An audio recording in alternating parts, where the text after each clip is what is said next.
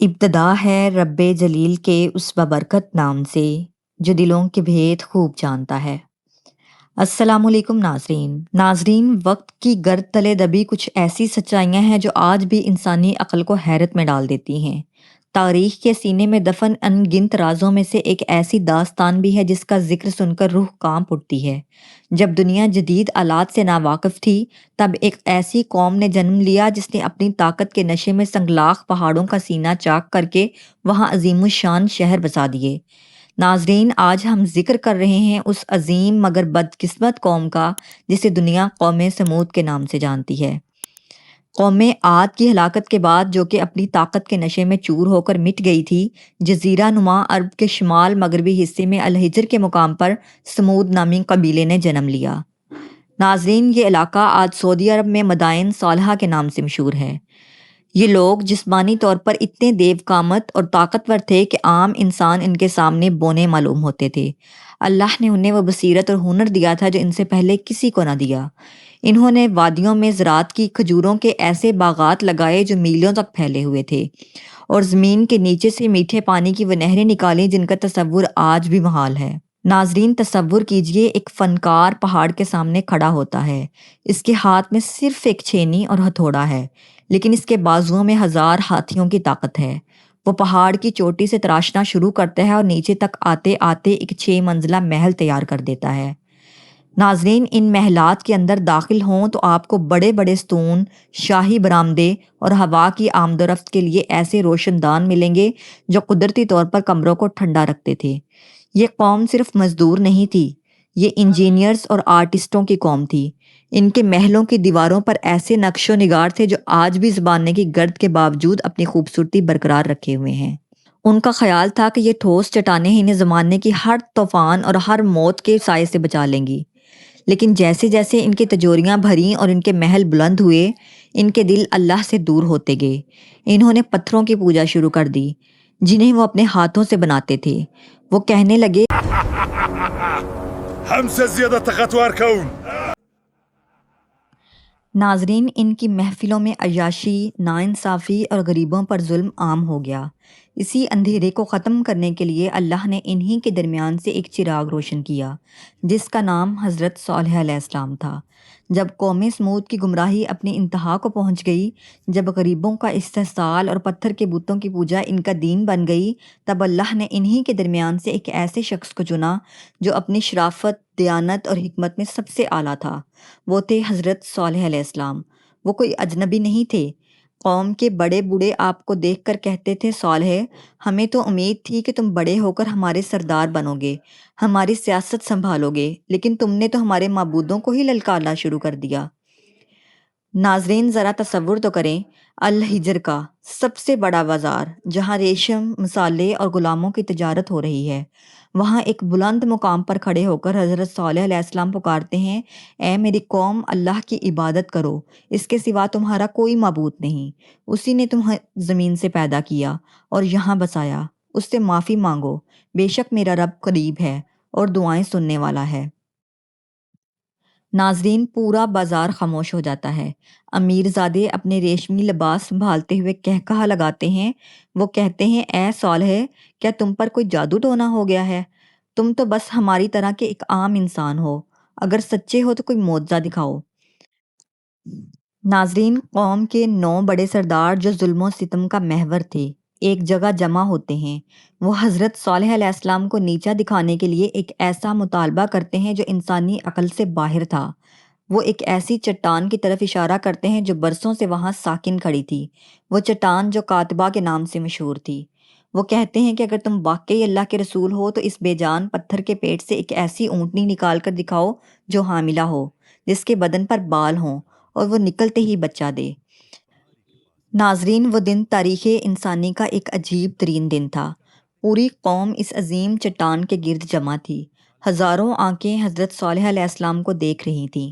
آپ علیہ السلام نے مصلی بچھایا، آسمان کی طرف ہاتھ اٹھائے اور اپنے رب کو پکارا، وہ رب جو کن فیکون کا مالک ہے۔ اچانک زمین میں ارتعاش پیدا ہوا، وہ عظیم الشان پہاڑ تڑپنے لگا۔ چٹان کے اندر سے ایسی آوازیں آنے لگیں جیسے کوئی چیز اندر سے توڑ رہی ہو۔ لوگ خوف سے پیچھے ہٹنے لگے۔ اچانک ایک زوردار دھماکے کے ساتھ چٹان پھٹ گئی۔ غبار چھٹا تو لوگوں نے دیکھا کہ وہاں ایک ایسی اونٹنی کھڑی ہے جس کی مثال دنیا میں موجود نہ تھی۔ وہ قد میں کسی چھوٹے پہاڑ جیسی تھی۔ اس کے بال ریشم کی طرح چمک رہے تھے اور اس کی آنکھوں میں ایک خدائی رعب تھا۔ نکلتے ہی اس نے اپنے برابر ایک بچے کو جنم دیا۔ لوگوں کے مجمع میں سناٹا چھا گیا۔ کچھ لوگوں کی چیخیں نکل گئیں، کچھ سجدے میں گر گئے۔ حضرت صالح علیہ السلام نے بلند آواز میں فرمایا، لوگو دیکھو، یہ اللہ کی اونٹنی ہے، یہ زمین میں چرتی رہے گی۔ خبردار اسے بری نیت سے ہاتھ نہ لگانا، ورنہ اللہ کا دردناک عذاب تمہیں فوراً ہی پکڑ لے گا۔ ناظرین، اب اس بستی کا نظام بدل گیا۔ اللہ کا حکم آیا کہ ایک دن یہ اونٹنی کنویں سے پانی پیے گی اور ایک دن پوری قوم۔ جس دن اونٹنی پانی پیتی وہ اکیلی ہی سارا تالاب ختم کر دیتی، لیکن معجزہ یہ تھا کہ اس دن وہ اونٹنی اتنا دودھ دیتی کہ پوری بستی کے لوگ اپنے برتن، مٹکے اور حوض بھر لیتے اور وہ دودھ ختم نہ ہوتا۔ جہاں ایک طرف اللہ کا معجزہ بستی میں موجود تھا، وہیں دوسری طرف حسد اور نفرت کی آگ بھڑک رہی تھی۔ ناظرین، ان 9 لوگوں کا قرآن پاک میں خاص طور پر ذکر آیا ہے کہ یہ وہ تھے جو زمین میں فساد پھیلاتے تھے۔ ان کا سرگنا قدار بن سالف تھا، جسے عربی روایات میں شقی اول یعنی سب سے بڑا بدبخت کہا گیا ہے۔ یہ 9 لوگ اس بات سے پریشان تھے کہ اس اونٹنی کی وجہ سے غریب لوگ حضرت صالح علیہ السلام کے گرویدہ ہو رہے ہیں۔ انہوں نے فیصلہ کیا کہ جب تک یہ اونٹنی زندہ ہے، ان کی سرداری خطرے میں ہے۔ ناظرین، اندھیری رات میں جب پوری بستی سو رہی تھی، یہ 9 مسلح افراد اس گھاٹی کی طرف بڑھے جہاں اونٹنی اپنے بچے کے ساتھ آرام کر رہی تھی۔ ہوا ساکت تھی، جیسے قدرت بھی اس آنے والے ظلم پر بین کر رہی ہو۔ ناظرین، قدار بن سالف نے سب سے پہلے اونٹنی کی کونچیں یعنی ٹانگوں کے پٹھے کاٹ ڈالے۔ وہ عظیم الشان معجزاتی اونٹنی تڑپ کر زمین پر گر پڑی۔ اس نے ایک ایسی دردناک آواز نکالی جو پورے الحجر کے پہاڑوں میں گونج اٹھی۔ اس کے بعد ان ظالموں نے تلواروں کے وار کر کے اسے شہید کر دیا۔ اس کا بچہ جو یہ سب دیکھ رہا تھا، خوفزدہ ہو کر اسی پہاڑ کی طرف بھاگا جس سے اس کی ماں نکلی تھی۔ روایات کہتی ہیں کہ اس بچے نے آسمان کی طرف سر اٹھا کر 3 بار فریاد کی اور پھر وہ پہاڑ دوبارہ پھٹا اور وہ بچہ اس کے اندر غائب ہو گیا۔ ناظرین، جب صبح ہوئی اور حضرت صالح علیہ السلام نے یہ منظر دیکھا تو آپ کا دل بھر آیا۔ آپ نے روتے ہوئے اپنی قوم سے فرمایا، اے بدبختو، تم نے اللہ کی نشانی کو مٹا دیا۔ اب جاؤ، اپنے گھروں میں صرف 3 دن کی زندگی اور گزار لو۔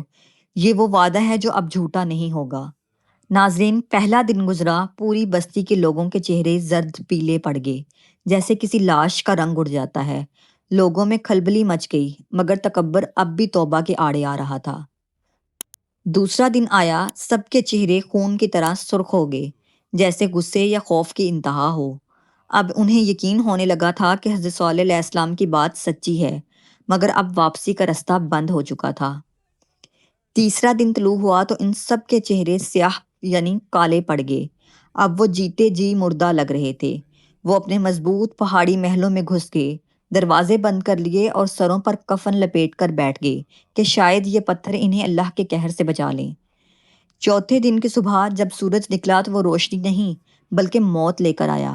اچانک آسمان سے ایک ایسی ہیبت ناک چیخ آئی جس کا تصور بھی آج کا انسان نہیں کر سکتا۔ یہ آواز اتنی شدید تھی کہ ان کے کانوں کے پردے پھٹ گئے اور ان کے دل سینوں کے اندر پاش پاش ہو گئے۔ زمین نے ایک ہولناک جھٹکا کھایا۔ وہ لوگ جو اپنے سنگ مرمر کے محلوں میں چھپے تھے، وہیں اوندے منہ گر کر راکھ کا ڈھیر بن گئے۔ ان کی طاقت، ان کا ہنر، ان کے پہاڑ کچھ بھی کام نہ آیا۔ ناظرین، یہ صرف ایک قصہ نہیں، ایک سبق ہے کہ جب طاقت کا نشہ انسان کو اندھا کر دے تو پھر اللہ کی پکڑ ایسی ہی خاموش اور عبرتناک ہوتی ہے۔ اللہ ہمیں حق کے راستے پر چلائے اور ہمیں ان لوگوں میں شامل نہ کرے جن پر اس کا غضب نازل ہوا۔ آمین۔ ناظرین، اگر آپ کو یہ ویڈیو پسند آئی ہے تو چینل کو سبسکرائب کر کے ہماری کمیونٹی کا حصہ بنیں۔ اللہ آپ کا اور میرا حامی و ناصر ہو۔